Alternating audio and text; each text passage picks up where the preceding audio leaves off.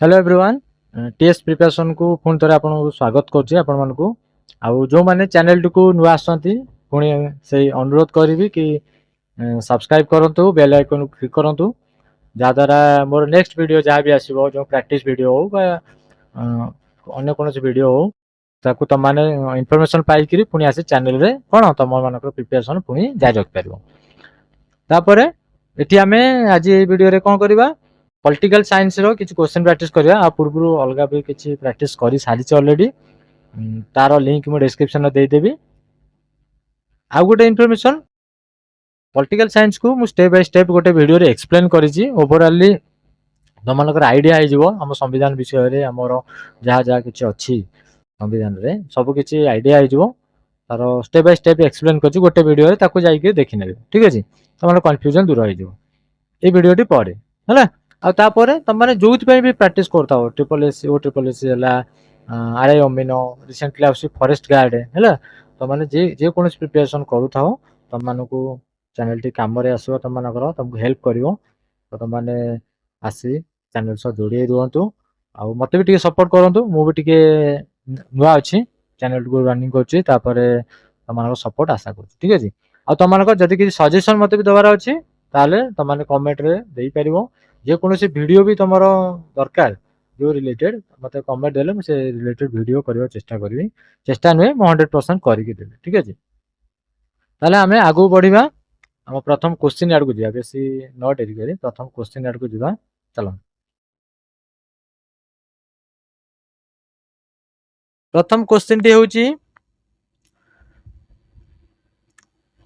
राष्ट्रपति राज्यसभा को केते जन सदस्य को मनोनीत करिथांती है क्वेश्चन टी कौन बुझेला ना राष्ट्रपति राज्यसभा को सी भी किसी सदस्य को मनोनीत करथांती ताले आमे राज्यसभा टोटाल सदस्य केते 250 नहीं कि ताले ता देरु केते जन सदस्य को राष्ट्रपति मनोनीत करथांती है देखिबा ऑप्शन ए 10 जन बी 12 जन सी 20 डी 2 जन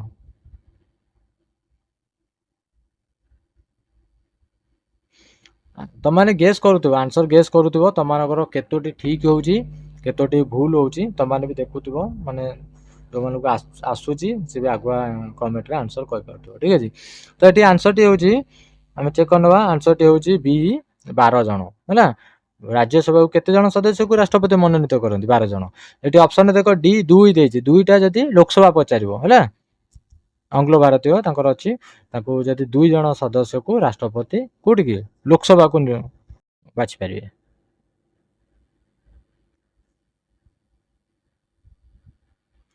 ठीक अछि राज्यसभा गले 12 जन सदस्य नै कि राष्ट्रपति मनोनीत कर परिबे सेकंड क्वेश्चन संविधान केउ भागरे मौलिक अधिकार प्रदत्त मौलिक अधिकार रिलेटेड आम बहुत एग्जाम रे आसुची तो माने फेस करूथबो ठीक अच्छे केतोटी मौलिक अधिकार जे पचारिबो ताले केतोटी 6टी नै कि 6टी मौलिक अधिकार गला तापर जदि पचारिबो एटी पचारि केउ भागरे मौलिक अधिकार आम अच्छे संविधान एटा आंसर टी होची तो माने गेस करनेलो तो ताले आंसर टी होची ऑप्शन सी तृतीय भागरे है तृतीय भागरे कौन अच्छे मौलिक अधिकार टी प्रदत्त अच्छे है क्लियर मौलिक अधिकार विषय आम टे जाचे आमको 6टी मौलिक अधिकार दी जाए आमको जदि से मौलिक अधिकार आम क्षुण्ण है आम डायरेक्ट कौन कर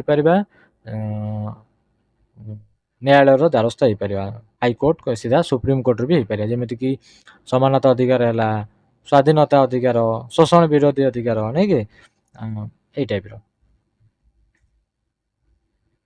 ठीक अच्छे आगू बढ़िया नेक्स्ट क्वेश्चन राज्यसभा सदस्य होगा निमंते सर्वनिम्न बयस सीमा केते अच्छा राज्यसभा है मु पूर्व क्वेश्चन रे भी टाइप रो क्वेश्चन थिला ऑलरेडी कही एते कौन देख राज्यसभा सदस्य होगा निमंते मिनिमम बयस पचार मिनिमम बयस केते देखो सेंटर दुईटा गृह रोज राज्यसभा आउ लोकसभा जदि लोकसभा क्या पचारे ताहले सी है 25 वर्ष लोकसभा जाऊँ प्रधानमंत्री जदि राज्यसभा पचारा 30 वर्ष है जदि राष्ट्रपति पचारे 35 वर्ष मन रहा लोकसभार सदस्य पचारू बा लोकसभार प्रधानमंत्री आमर प्रधानमंत्री से संसद रु तो प्रधानमंत्री विषय पचारतु बयस हूँ मिनिमम बयस 25 जदि अपर हाउस जमती आम राज्यसभा अपर हाउस तो राज्यसभा को जब पचारे जो सदस्य मान विषय तार बयस 30 25 रु 30 है तो 30 जदि राष्ट्रपति आड़ को जीवा 35 सेमती राज्य धरकर विधानसभा पचारा 25 तादरे मुख्यमंत्री बयस यदि पचारा भी 25 तापर जदि विधान परिषद पचारा विधान परिषद पचारे ताले बयस बयस सीमा हूँ 30 वर्ष है जदि गोटे राज्यर मुख्य किए राज्यपाल बयस पचारा राष्ट्रपति भाया राज्यपाल बयस हूँ 35 मन रहा एमती कहीदेली कौन पाई ना बयसटा मन रहीज 25 30 35 है ठीक अच्छे यहाँ ताले यार आंसर कौन जानीगल आंसर टी चेक करने देख ऑप्शन बी 30 है ना नेक्स्ट जीवा नेक्स्ट क्वेश्चन को राज्यसभार सदस्य माने केते वर्ष पाई निर्वाचित होता है राज्यसभार जो सदस्य माने केते वर्ष आम जाचे लोकसभा जाचे आउ विधानसभा जाचे समस्ते जाचे 5 वर्ष इलेक्शन थे हुए 5 वर्ष को 5 वर्ष कार्यकाल तो राज्यसभा भी 5 वर्ष मारदेवनी राज्यसभा कौन 6 वर्ष पूरा सेम टू सेम क्या भाया ना विधान परिषद भाया विधान परिषद अपर हाउस गोटे राज्यर आउ राज्यसभा हूँ कौन सेंटर अपर हाउस तो ये दुटार हूँ 6 वर्ष आ विधानसभा आउ लोकसभा ये दुटा हूँ 5 वर्ष मन रहा विधानसभा और लोकसभा कार्यकाल आम तो जाने 5 वर्ष जमी विधान परिषद आउ ये राज्यसभा ये दुटार कार्यकाल हूँ केते 6 वर्ष आई दुटा हूँ मन रखि था स्थायी गृह ये भंग कर 6 वर्ष डिसीजन पूर्व भंग कर विधानसभा भांगी 5 वर्ष मध्य भी भांगी जापे सेमती राज्यसभा विधान परिषद ये दुटा भंग कर ना यहाँ हूँ स्थायी गृह है ऑप्शन रे पड़े स्थायी गृह क्या कहते सॉरी मान मध्य किए स्थायी गृह ना जदि थी राज्यसभा विधान परिषद थी से हूँ स्थायी गृह 6 वर्ष पर्यंत कार्यकाल पूर्व भंग कर ठीक अच्छे आगू बढ़िया ताले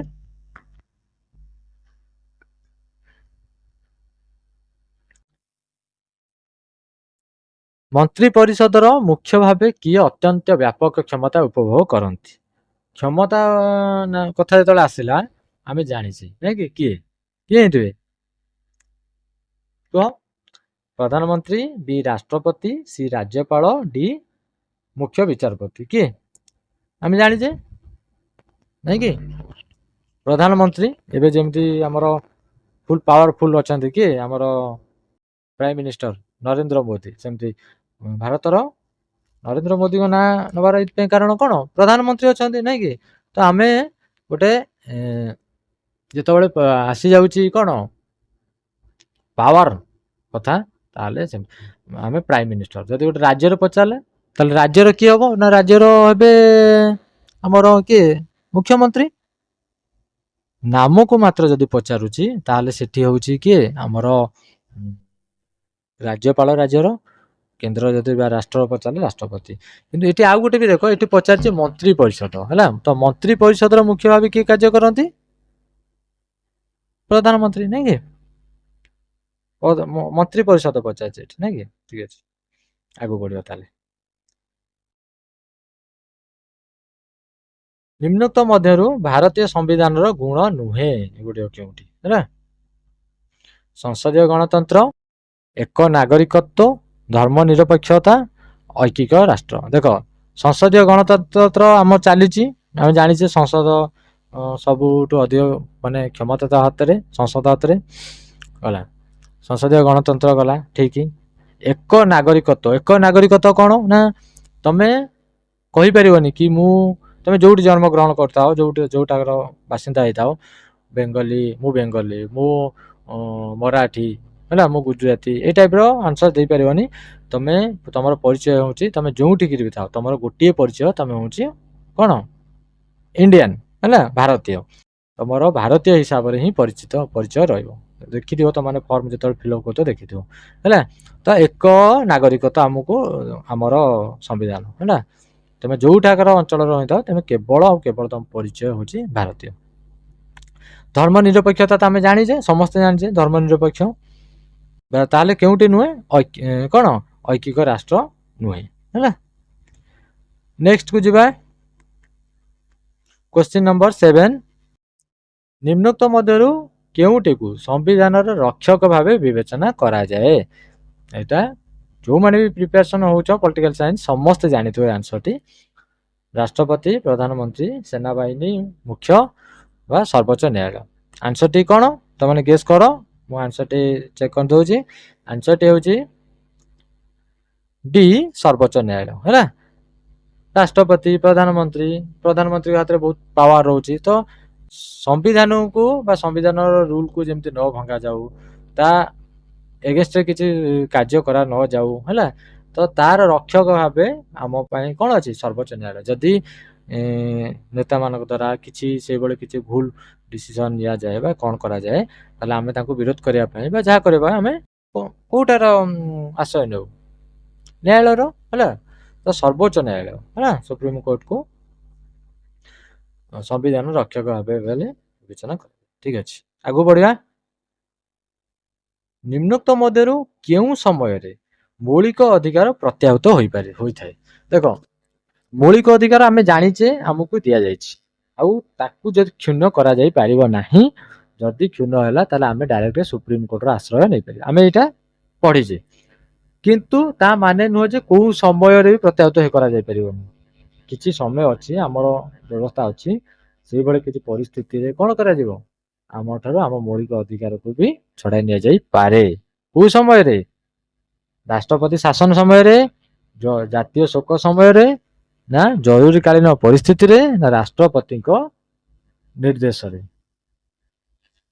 को तो माने गेस करि सारिबोनी ठीक अछि चलो ठीक अछि चलो आंसर चेक करनवा आंसर टे होजी सी जरूरीकालीन परिस्थिति रे गोटे जरूरीकालीन परिस्थिति पड़ी गला हला ताले से समय रे कोन करे आम मौलिक अधिकार किछि समय पय तिनोरे सब दिन पे किछि समय पय आमटर आम मौलिक अधिकार को कोन छड़ाई नहीं जाए ठीक अच्छे बुझला को समय आम जाचे जरूरीकालीन परिस्थिति आम जाचे जमी युद्ध बाह्य आक्रमण है आर्थिक सी संकट पड़ा सी गोटे जरूरीकालीन परिस्थिति तापर आउ कौन रहा जरूरीकालीन परिस्थिति 3टा जरूरीकालीन परिस्थिति अच्छे मन रखिथ है 3टी जरूरीकालीन परिस्थिति गोटे गला आर्थिक गोटे गला कौन बाह्य आक्रमण युद्ध ये आउ गोटे जरूरीकालीन परिस्थिति है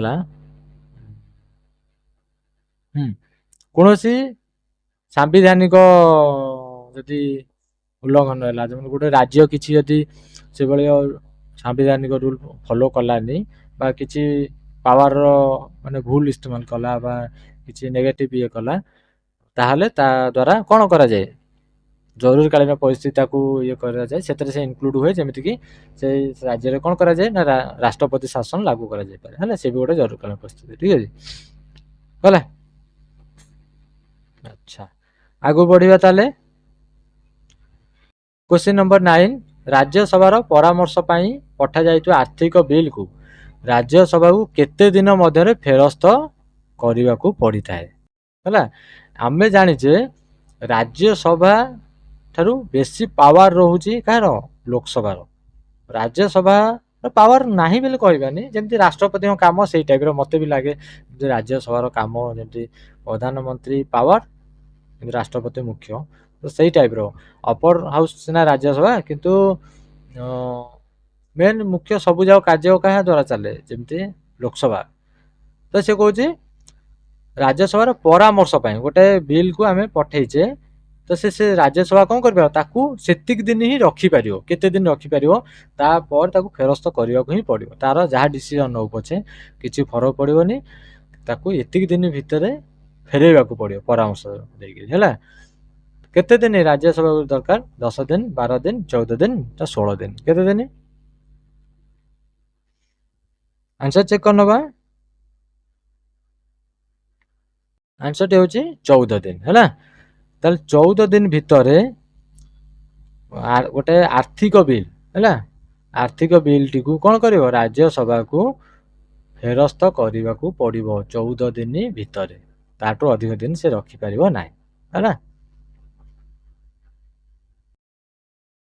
ये संसद बा लोकसभा है संसदर मुख्य पावर से जहाँ डिसीजन नब मेन हो डिसीजन कटा जाए पारिबनी ये सब बाकी प्रहसन प्रहसन कहि परिबानी हम संविधान ये सब अच्छी किंतु पावर पावर आ जहाँ हाथ में मेन आ संसद चाहिए माने से काम हम ठीक अच्छे आगो जा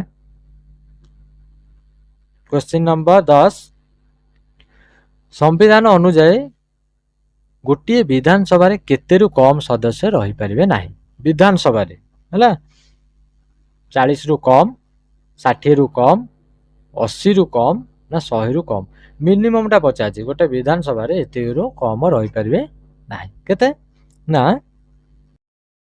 आंसर गेस कर ना चेक कर ना ठीक है चलो चेक कर ना आंसर हो ऑप्शन बी 60 रु कम विधानसभा 60 रु कम रही पारे ना देख जदि विधान परिषद पचार था छाड़ आग ए जाना 60 रु कम रही पारे आम जानिले विधानसभा केते रु अधिक रही पारे मैक्सिमम भी गोटे थी मिनिमम अच्छी 60 मैक्सिमम 500 मनक 500 रु अधिक सदस्य विधानसभा रही पारे ना आदि विधान परिषद पचार था केते रु कम रही पारे 40 रु ठीक अच्छे 40 रु कम रही पारे आदि से पचार मैक्सिमम केते रही पारे ना मैक्सिमम से राज्यर विधानसभा जी सदस्य थे है विधानसभा तो कंपलसरी थी विधान परिषद था न था किसी राज्य किंतु जो राज्य विधान परिषद अच्छी से राज्यर विधानसभा जी सदस्य से सदस्यर 1/3 एक तृतीयांश है एक तृतीयांश अधिक सदस्य रही पारे ना कौटी विधान परिषद रे क्लियर ठीक अच्छे आगो बढ़ा निम्नोक्त मध्यरु काहाकू निम्न गृह बा लोअर हाउस कहा जाए है विधान परिषद राज्यसभा विधानसभा क्योंटे नुहे आंसर कह गेस कर नेल आंसर टी हूँ विधानसभा विधानसभा को लोअर हाउस ताल अपर हाउस क्या कह अपर हाउस कह क्या विधान परिषद को है आउ जदि राज्यसभा भी अपर हाउस केंद्र कथा पचार राज्यसभा अपर हाउस सेठी सेमती लोअर हाउस बा निम्न गृह क्या कह लोकसभा को लोकसभा राज्यसभा है ये सेमती विधानसभा विधान परिषद को कौन कह अपर हाउस तापर निम्न गृह बा लोअर हाउस कहगला विधानसभा क्लियर ठीक है आगू बढ़िया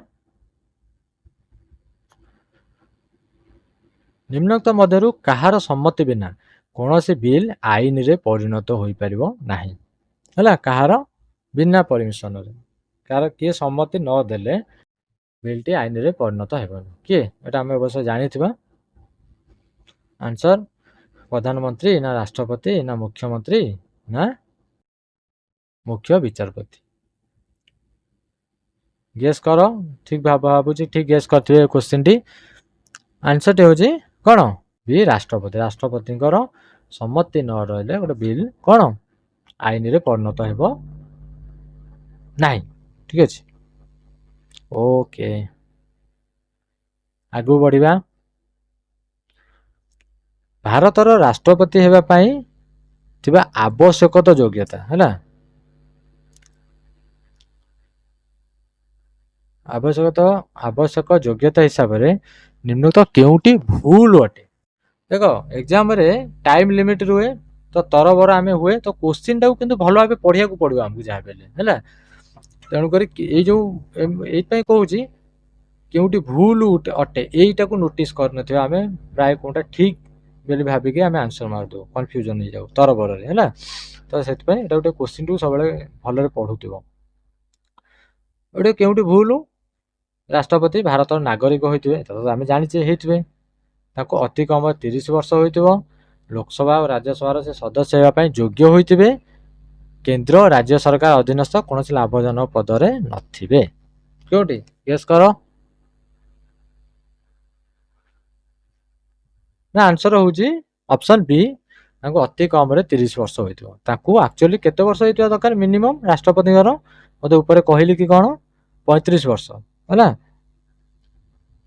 ଠିକ ଅଛି, ରାଜ୍ୟପାଳକୁ ବି 35 ବର୍ଷ, ନହେଲେ ସେ ନାଗରିକ ହେଇଥିବା ତ ଦରକାର, ଆଉ ଲୋକସଭା ରାଜ୍ୟସଭାର ସଦସ୍ୟ ହେବା ପାଇଁ ତାଙ୍କୁ ଯୋଗ୍ୟ ହେଇଥିବେ, ସଦସ୍ୟ ହେଇନଥିବେ କୁହା ହଉନି, ମାନେ କଣ ସଦସ୍ୟ ହେବା ପାଇଁ ଯୋଗ୍ୟ ଥିବେ। ଲୋକସଭା ରାଜ୍ୟସଭାର ଯେଉଁ ଯୋଗ୍ୟତା ରହୁଛି ସେଇ ଯୋଗ୍ୟତା ଆଙ୍କ ପାଖରେ ଥିବ। କେନ୍ଦ୍ର ଓ ରାଜ୍ୟ ସରକାର ଅଧୀନସ୍ଥ କୌଣସି ଲାଭଜନକ ପଦରେ ସେ ନଥିବେ। ମନେ ରଖ, ଏଇଟାକୁ ପ୍ରାୟ ମାରନ୍ତି, ଏଇଟା ଭୁଲ ବୋଲି, ଏଇଟା ସତ ଠିକ। ତାଙ୍କର ରାଷ୍ଟ୍ରପତି ହେବା ପାଇଁ ସେ କେନ୍ଦ୍ରରେ ହଉ ବା ରାଜ୍ୟଙ୍କର ଅଧୀନସ୍ଥ କୌଣସି ଯେଉଁ ସରକାରୀ ପୋଷ୍ଟରେ ସେ ନଥିବେ ହେଲା। ମନେ ରଖ, ଭେରି ଇମ୍ପୋର୍ଟାଣ୍ଟ ଲାଇନଟା ଏଟା। ତାପରେ ଆଗକୁ ବଢିବା,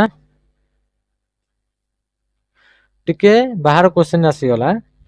ନିମ୍ନୁକ୍ତ ମଧ୍ୟରୁ କେଉଁଠି ରାଷ୍ଟ୍ରପତୀୟ ଶାସନ ଚାଲିଛି ହେଲା। ଆମ ଦେଶ ତ ନୁହେଁ, ଜାଣିଛେ ଗଣତନ୍ତ୍ର ଆମର। ରାଷ୍ଟ୍ରପତୀୟ ଶାସନ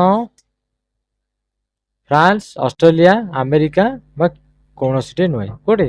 ଆମେ ସମସ୍ତେ ଜାଣିଥିବା ଆନ୍ସରଟି ହେଉଛି ଆମେରିକା। ଆଗକୁ ବଢିବା, ଭାରତର ସମ୍ବିଧାନ କେବେଠାରୁ କାର୍ଯ୍ୟକ୍ଷମ ହେଲା? ସମ୍ବିଧାନଟି କେବେଠୁ? ଭେରି ଇମ୍ପୋର୍ଟାଣ୍ଟ କ୍ୱେଶ୍ଚିନ୍ ପଡେ ଏଇଟା, ଏଟାକୁ ମନେ ରଖିବାକୁ ପଡିବ ଡେଟଟାକୁ। 15 ଅଗଷ୍ଟ 1947, ଜାନୁଆରୀ 26, 1947, ଜାନୁଆରୀ 26, 1950, 15 ଅଗଷ୍ଟ 1950। ଆନ୍ସର ଗେସ୍ କଣ ନେଲ? ଆନ୍ସର ହେଉଛି 26 ଜାନୁଆରୀ 1950 ହେଲା। 26 ଜାନୁଆରୀ 1950ରେ ଆମକୁ କଣ ସମ୍ବିଧାନ, ଆମ ସମ୍ବିଧାନ କାର୍ଯ୍ୟକାରୀ। ସମ୍ବିଧାନ ପ୍ରଣୟନ ବିଷୟରେ ଆଉ କଣଟା ଜାଣିଛ ତମାନେ? ଯୋଉମାନେ ଜାଣିଛ ତାକୁ କମେଣ୍ଟରେ ମତେ ଜଣାଅ, ଠିକ ଅଛି। ସମ୍ବିଧାନ ପ୍ରଣୟନ ପାଇଁ କେତେ ସମୟ ଲାଗିଥିଲା? କ୍ୱେଶ୍ଚିନଟି ମୋର, ସମ୍ବିଧାନକୁ ପ୍ରଣୟନ କରିବା ପାଇଁ କେତେ ସମୟ ଲାଗିଥିଲା, ଠିକ ଅଛି। କମେଣ୍ଟରେ ଜଣାଇବେ ଯୋଉମାନେ ଜାଣିଛନ୍ତି। ଆଗକୁ ବଢିବା, ରାଷ୍ଟ୍ରପତିଙ୍କର କେତେ ଗୋଟି ଜରୁରୀକାଳୀନ କ୍ଷମତା ଅଛି? ଜରୁରୀକାଳୀନ, ଏଟା କହିଛି ବୋଧେ, ଆନ୍ସର ଆସିବ ଜାଣିଥିବ, ଠିକ ଅଛି। 3ଟି ନାଇଁ କି? 3ଟି ଆମେ ପୂର୍ବରୁ ଟିକେ ବୋଧେ ଆଲୋଚନା କଲେ ସେ ରିଲେଟେଡ, ଠିକ ଅଛି। 3ଟି ଜରୁରୀକାଳୀନ ପରିସ୍ଥିତିରେ 3 ଗୋଟି ଜରୁରୀକାଳୀନ କ୍ଷମତା ଆମର ଉପଭୋଗ କରନ୍ତି, ଠିକ ଅଛି। ଆଚ୍ଛା, ଆଗକୁ ବଢିବା, ଭାରତର ପଞ୍ଚାୟତ ରାଜ ବ୍ୟବସ୍ଥାକୁ କେତେ ଭାଗରେ ବିଭକ୍ତ କରାଯାଇଛି? ଭଲ କ୍ୱେଶ୍ଚିନଟେ ହେଲା। ପଞ୍ଚାୟତ ରାଜ ବ୍ୟବସ୍ଥା ଭାରତରେ ଆମର ଯୋଉ ଚାଲିଛି କେତୋଟି?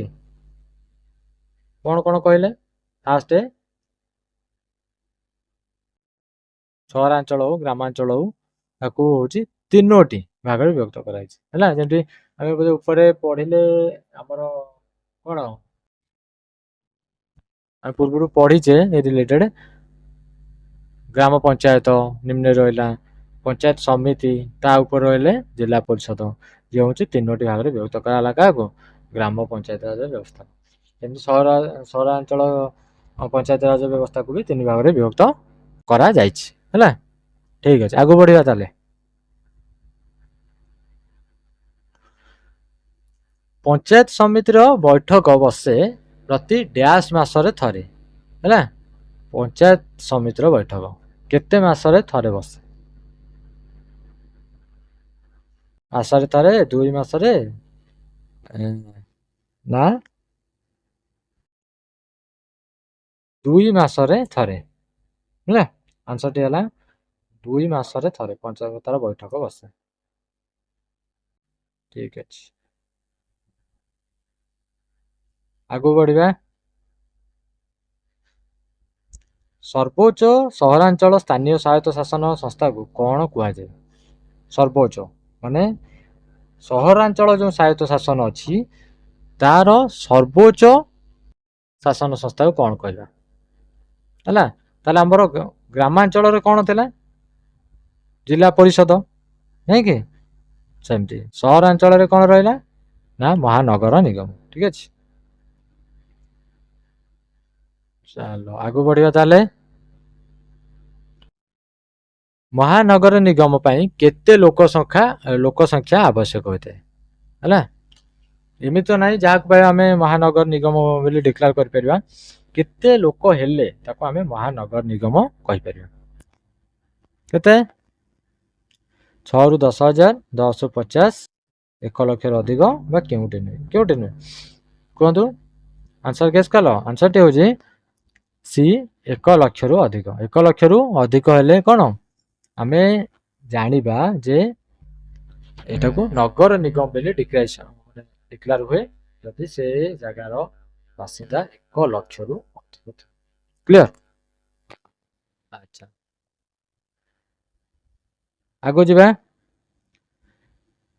ନିମ୍ନୋକ୍ତ ମଧ୍ୟରୁ କେଉଁଟି ପୌରପାଳିକାର ବାଧ୍ୟତାମୂଳକ କାର୍ଯ୍ୟ ନୁହେଁ? ଦେଖ, ତାଙ୍କ ପାଖରେ କାର୍ଯ୍ୟ 2 ପ୍ରକାର ରୁହେ। କ'ଣ କ'ଣ କହିଲେ? ଗୋଟେ ହଉଛି ଇଚ୍ଛାଧୀନ, ଗୋଟେ ହଉଛି ବାଧ୍ୟତାମୂଳକ। ହେଲା, ଗୋଟେ କିଛି କାମ ଯଦି ସେମାନେ ନ କଲେ ବି ଚଳିବ, ସେମାନଙ୍କର ଇଚ୍ଛାଧୀନ ଉପରେ। ହେଲା, ଆଉ ଗୋଟେ ହଉଛି ବାଧ୍ୟତାମୂଳକ। ଏଇ ଲିଷ୍ଟ ଅଛି, ଏଇ କାମ ତାକୁ କରିବାକୁ ବାଧ୍ୟ। ହେଲା, ତାହେଲେ ସିଏ କ'ଣ ମଇଳା ଓ ମଇଳା ଜଳ ନିଷ୍କାସନ, ପାର୍କ ନିର୍ମାଣ, ଶୌଚାଳୟ ନିର୍ମାଣ କେଉଁଠି ନୁହେଁ? କୁହନ୍ତୁ ଆନ୍ସରଟି। ଅବଭିୟସଲି ଏଠି ତମେ ଗେସ୍ କରିପାରୁଥିବ ପାର୍କ ନିର୍ମାଣ। ହେଲା, ପାର୍କ ନିର୍ମାଣଟା ଏଠି ବାଧ୍ୟତାମୂଳକ ନୁହେଁ। ତା ମାନେ ନୁହେଁ ଏଇଟା ଗୋଟେ କାର୍ଯ୍ୟ, ଏଇଟା କାର୍ଯ୍ୟ କିନ୍ତୁ ଏଇଟା ତାଙ୍କ ପାଇଁ ବାଧ୍ୟତାମୂଳକ ନୁହେଁ। କିନ୍ତୁ ମଇଳା ଜଳ ନିଷ୍କାସନ ଆଉ ଶୌଚାଳୟ ନିର୍ମାଣଟା ଏଇଟା ହଉଛି ବାଧ୍ୟତାମୂଳକ। ଆଚ୍ଛା, ଆଗକୁ ବଢିବା। ଗୋଟିଏ ରାଜ୍ୟରେ ନାମକୁ ମାତ୍ର ମୁଖ୍ୟ ବୋଲି କାହାକୁ କୁହାଯାଏ? ଏଟା ସମସ୍ତେ ଜାଣିଥିବ ସାୟଦ। ଠିକ ଅଛି, ମୁଖ୍ୟମନ୍ତ୍ରୀ, ସାଂସଦ, ରାଜ୍ୟପାଳ, ରାଷ୍ଟ୍ରପତି। କିଏ? ଆନ୍ସର ଗେସ୍ କ'ଣ ନେଲ? ଆନ୍ସରଟି ହେଉଛି ଅପସନ ସି, ରାଜ୍ୟପାଳ। ହେଲା, ତ ରାଜ୍ୟପାଳ କ'ଣ? ଯଦି ତମମାନେ ଜାଣିଥିବ ନାମକୁ ମାତ୍ର ମୁଖ୍ୟ କୁହନ୍ତୁ। ଯଦି ଆମେ କେନ୍ଦ୍ର କଥା ପଢିଲେ ରାଷ୍ଟ୍ରପତି, ମାନେ ସମଗ୍ର ରାଷ୍ଟ୍ରର। ହେଲା, ରାଷ୍ଟ୍ର ଯଦି ପଚାରିଲେ ରାଷ୍ଟ୍ରପତି, ଯଦି ଗୋଟେ ରାଜ୍ୟର ପଚାରୁଛନ୍ତି ରାଜ୍ୟପାଳ। ହେଲା, ମେନ୍ ପାୱାର କିନ୍ତୁ କାହା ହାତରେ ନା ଗୋଟେ ରାଜ୍ୟର ହଉଛି ମୁଖ୍ୟମନ୍ତ୍ରୀ ହାତରେ। ଠିକ ଅଛି, ଚାଲ ଆଗକୁ ବଢିବା। ତାହେଲେ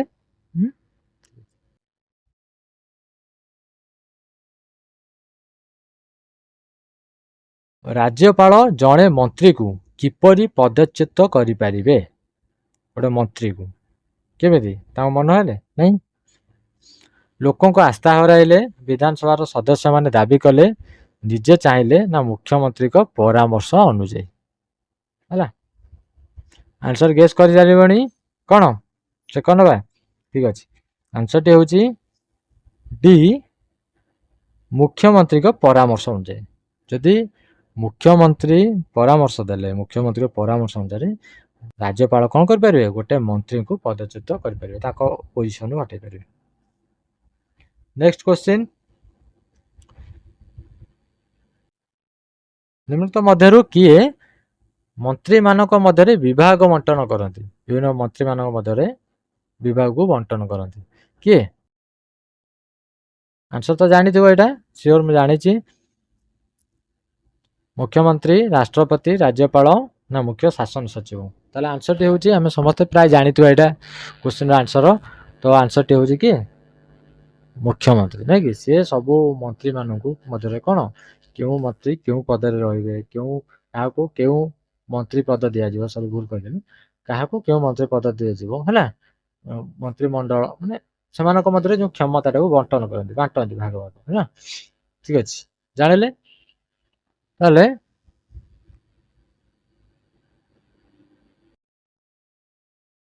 ନେକ୍ସଟ କ୍ୱେଶ୍ଚିନ୍ କୁ ଯିବା। ବିଧାନ ପରିଷଦରୁ କେତେ ସଭ୍ୟ ଅବସର ଗ୍ରହଣ କରିଥାନ୍ତି? ହେଲା, ଆଟ୍ ଏ ଟାଇମ୍, ମାନେ ଏମିତି ନୁହଁ ଯେ ଆମର ଯେମିତି ଲୋକସଭା ବେଳେ 5 ବର୍ଷ କାର୍ଯ୍ୟକାଳ ଭାଙ୍ଗିଲା, ସବୁ ସଦସ୍ୟ ମାନେ ଇଏ ହେଲେ ତାଙ୍କ କାର୍ଯ୍ୟକାଳ 5 ବର୍ଷ ଥିବ। ତାପରେ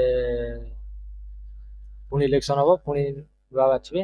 ଆମେ ଜାଣିଲେ, କିନ୍ତୁ ସେଇଟା ସେମିତି ନୁହେଁ। ବିଧାନସଭା ଭଳିଆ ବିଧାନ ପରିଷଦ ହଉଛି ଗୋଟେ ସ୍ଥାୟୀ। ୱାନ୍ସ ତମେ ସଦସ୍ୟ ହେଲ, ତମକୁ 6 ବର୍ଷ କାମ ହେଲା, 6 ବର୍ଷ ପାଇଁ ତମ କାର୍ଯ୍ୟକାଳ ରହିବ। ସେ କହୁଛି, ତମେ ତ ଭାବୁଥିବ ଯୋଉ କଣ ଏଠି ପଚାରୁ ସରି ଏଠି ପଚାରୁଛି କେତେ ସଭ୍ୟ ଅବସର ଗ୍ରହଣ କରନ୍ତି। 100% ତ ନୁହେଁ ହେଲା, 1/3 ମନେ ରଖ, 3 ଭାଗରୁ ଭାଗେ ଅବସର ଗ୍ରହଣ କରନ୍ତି। ଆଉ ଏଇଟା ମାନେ ପ୍ରତି 2 ବର୍ଷକୁ ଥରେ ହେଲା। 6 ବର୍ଷରେ କାର୍ଯ୍ୟକାଳ, 2 ବର୍ଷକୁ ଥରେ ଅବସର ଗ୍ରହଣ କରନ୍ତି 1/3। କେମିତି ହେଲା ନା 1/3 ବାହାରିଲେ ପୁଣି 1/3 ବସିଲେ, 2 ବର୍ଷ ପରେ ପୁଣି ଯାହାଙ୍କର ହେଉଥିବ 1/3 ସେମାନେ ଅବସର ନେଲେ, ପୁଣି ପଶିଲେ। ତ ବାକି ଯୋଉମାନଙ୍କର ପୁଣି 6 ବର୍ଷ ହେଇଯାଉଛି, 2 ବର୍ଷ ପରେ ନେକ୍ସଟ 2 ଇୟରକୁ ସେମାନେ ପୁଣି ଅବସର ଗ୍ରହଣ କଲେ, ପୁଣି ଆଉ ପଶିଲେ। ତ 6 ବର୍ଷକୁ 6 ବର୍ଷ ସମସ୍ତେ କାମ କରନ୍ତି 6 ବର୍ଷରେ, କିନ୍ତୁ 2 ବର୍ଷକୁ 1/3 ଅବସର ଗ୍ରହଣ କରୁଥିବେ, ସେଥିରୁ ପୁଣି 1/3 ପଶୁଥିବେ। ପଶିକିରି ସେମାନେ ପୁଣି 6 ବର୍ଷ ପାଇଁ କାର୍ଯ୍ୟ କରିବେ। ବୁଝିଲା? ଯଦି ବି ଡାଉଟ ରହୁଛି, ମୁଁ ସଜେସନ ତମେ ଡେସ୍କ୍ରିପସନରୁ ଯାଇକି ସେ ଏକ୍ସପ୍ଲେନ ଭିଡିଓଟିକୁ ଦେଖିନିଅ ଥରେ ହେଲା। ଆଉ ଯଦି କ୍ୱେଶ୍ଚିନ୍ ପ୍ରାକ୍ଟିସ କରିବାକୁ ଚାହୁଁଛ, ତାର ବି ମୁଁ ଲିଙ୍କ ଡେସ୍କ୍ରିପସନରେ ଦେଇଦେଉଛି। ତମେ ଯାଇକିରି କଣ କରିପାରିବ, ନିଜର କ୍ୱେଶ୍ଚିନ୍ ପ୍ରାକ୍ଟିସ କରିପାରିବ। ଠିକ ଅଛି? ଆଉ ଯେକୌଣସି ପାଇଁ ବି ପ୍ରିପାରେସନ ହଉଛ, ତମମାନେ କଣ ନିଜର OSSC ହଉ, RI ଅମିନ, ଫରେଷ୍ଟ ଗାର୍ଡ, ତାପରେ OTT, JT ହେଲା, OSTT, ୟା ପାଇଁ ଯଦି ହେଲେ ବି ତା ନିମନ୍ତେ ବି ପେଡାଗୋଜି ହଉ, କମ୍ପ୍ୟୁଟର, ସବୁ ପ୍ରକାର କ୍ୱେଶ୍ଚିନ୍ ପ୍ରାକ୍ଟିସ କରାହଉଛି ସିଲାବସକୁ ଦେଖିକିରି। ତମମାନେ ଆସିକି ତମ ପ୍ରିପାରେସନ ଜାରି ରଖିପାରିବ। ତ ଚ୍ୟାନେଲଟିକୁ ମୁଁ ବି ନୂଆ ଅଛି, ଚ୍ୟାନେଲଟି ନୂଆ ରନିଂ କରୁଛି, ମତେ ବି ସପୋର୍ଟ ଦରକାର। ଆଉ ମୁଁ ସିଓର ତମମାନଙ୍କୁ ହେଲ୍ପ କରିବ ଏ ଭିଡିଓ ଗୁଡ଼ିକ। ତମମାନେ ସପୋର୍ଟ କରନ୍ତୁ, ନିଜେ ବି ହେଲ୍ପ ପାଆନ୍ତୁ। ଠିକ ଅଛି? ସେୟାର କରନ୍ତୁ ତମ ସାଙ୍ଗମାନଙ୍କୁ। ତ ଲାଇକ୍ କରିବେ ଭିଡିଓଟିକୁ ଭୁଲିବେନି। ଭିଡିଓ ଲାଇକ୍ କରିବେ, ଆଉ ଚ୍ୟାନେଲକୁ ସବସ୍କ୍ରାଇବ କରିବେ, ବେଲ୍ ଆଇକନ କ୍ଲିକ୍ କରିବେ। ଆଉ ସମସ୍ତଙ୍କୁ ଭିଡିଓଟି ଆଜି ଆମେ ଏଇଠି ସାରୁଛେ। ସମସ୍ତଙ୍କୁ ଧନ୍ୟବାଦ। ଆଉ ଥ୍ୟାଙ୍କ ୟୁ ଏଭ୍ରିୱାନ୍।